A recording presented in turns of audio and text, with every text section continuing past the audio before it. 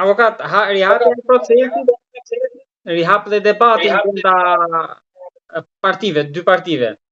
Sepse kishim nga Partia Socialiste që kërkuan pamjet edhe për të kontrolluar procesin, Rama u amohoi, nga PD-ja tani mund të sjellë ndoshta fillimin e agravimit të situatës. Pra, me pak fjalë, si po ecin situata në të dyja partitë kryesore, avokat? Jo vetëm në këtë aspekt të rinumërimit, por edhe në tërësi. Rinumërimi i votave të kandidatëve apo të subjektit? Tani, kryesorja ata thonë fillon nga unë, pastaj partia. Jo. Kasi do vendos për sa i përket subjekteve garuese. Për të dyja, do numërohen të dyja. Do numërohen të dyja, do të thotë që të dyja palët do të jenë në garë, në kuptimin do të jenë në garë të ankthit kush kishte të drejtë apo jo. Kështu kuptohet. Që do thotë në rast se Partia Socialiste nuk ka kundërshtime për sa i përket si subjekt, atëherë kandidat do jenë në ankth me njëri tjetrin që kush do i bëjë gropën njëri tjetrit. Kjo e dyta për sa i përket Partisë Demokratike do jetë në ankth më shumë zoti Ilir Ali Mehmeti, i cili do të shikojë në rast se ja kanë vjedh votat dhe kush ja ka vjedh votat brenda subjektit të tij. Po përsëri rinumimi i votave nuk është se do të sjellë ndonjë ndryshim të madh në rezultat. Thjesht vetëm po do të kemi një ndryshim është në rast se zotit Shea i hiqet një mandat dhe i shkon në Partisë Demokratike, por në rastin më ekstrem, në rast se bëhet rinumimi ashtu siç duhet, dhe do të ketë vëmendje maksimale sepse do jetë vetëm një qark dhe dalim një rezultat që Partia Socialiste u mbet 2-3 mandate, normalisht do të ketë shumë hije dyshimi në rast se këto zgjedhjet janë bërë ashtu siç duhet. Por përsëri, unë nuk kuptoj pse Partia Demokratike i qëndron vetëm kësaj gjëje, çfarë do të shpëtoj kur legitimiteti i këtyre zgjedhjeve ka mbaruar, nuk ka e bën për fituar kohë. Janë 83 mandate, nuk janë 73 mandate, që të them për 3 mandate luhet jeta e qeverisë në shtator. Jo. Është e kot. Unë mendoj se Partia Demokratike duhet të vazhdoj analizën e brendshme, kontestimet pse jo, duhet i vazhdoj, po patjetër në zgjedhje të brendshme, në një kryetar të ri brenda partisë, në një frymëzim të ri që të frymëzojë dhe gjeneratën e re, partia të hapet, sepse është momenti historik ku Partia Demokratike duhet të përjetojë një sesion të ri më të bukur parlamentar, një qëndrueshmëri në betejat shumë të mëdha që do të vinë për shkak se kjo parti politike, Partia Socialiste, mori 83 mandate, pra ka bërë diçka më shumë se sa ka bërë dikur Partia Demokratike në 1996, mos gaboj. Kur kishte marrë me 25 mandate, nuk e mbaj sa përveç kësaj dhe sa ka fituar Partia Demokratike ndonjëherë në historinë e saj. Mos harrojmë faktin që historia përsëritet. Partia Demokratike ka fituar dhe ajo kaq shumë mandate. Mos harrojmë edhe faktin. Po normale, duhet dish diçka. Jeta, se këto janë gjëra të natyrës, njerëzore, është sjellje, është ajo çfarë ne themi, mos ja bë gropën tjetrit sepse do të vi koha edhe ty.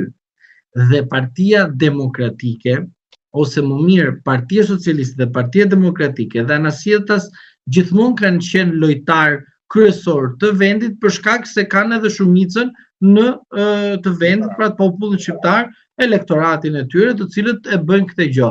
Por mos harrojmë faktin se kemi të bëjmë me një administratë publike e cila është e lëkundur dhe në këto kushte që jemi sot është e nënshtruar plotësisht tek Partia Socialiste, me dhimbje e themi këtë gjë, po është e vërtet, nuk kemi një administratë e fortë të përballojë sulmin dhe do të thoja dhe intrigën brenda llojit Partisë Socialiste, është bërë shërbëtore Partisë Socialiste, çfarë themi do vi një moment që edhe ata do të reflektojnë dhe duke shpresuar se do të reflektojnë. Në rast se nuk do të reflektojnë, dihet që do të bëhet ajo çfarë po bëhet me Partinë Socialiste dhe Partinë Demokratike. Kështu ka fituar dikur Partia Demokratike, kështu po fiton Partia Socialiste. Një ditë këto të dy partitë do përplasin me njëra tjetrën dhe nuk do gjejnë se si do ta mbrojmë më njëra tjetrën. Por nuk do të mbetemi këtu, ne duhet bëjmë pak më tutje. Legjitimohen këto zgjedhje? Jo, në aspektin politik jo. Në aspektin ligjor po. A kemi të bëjmë me një puç demokratik të këtij vendit? Po unë do të thoja jo. Pse? E do ta them në mënyrë shumë serioze. Partia Socialiste dhe Partia Lëvizje Socialiste për Integrim në 2013 ka marrë bashkarisht 83 mandate. A doli dikush dhe foli dhe tha që është një puç kushtetues ligjor? Jo. Ishin dy parti politike që vinë nga e njëjta forcë. Pra Partia Socialiste. Zoti Meta është socialist, nuk besoj se është bërë demokrat, ose i harrojmë shpejt në këto në Shqipëri këto gjërat. Pra, Zoti Meta është në burg nga Partia Socialiste, nga partia e tij. Zoti Velia është nga partia e tij në burg. Zoti Beqa është nga partia e tij në burg. Zoti Ahmetaj është në Arati, po edhe ai atje në burg.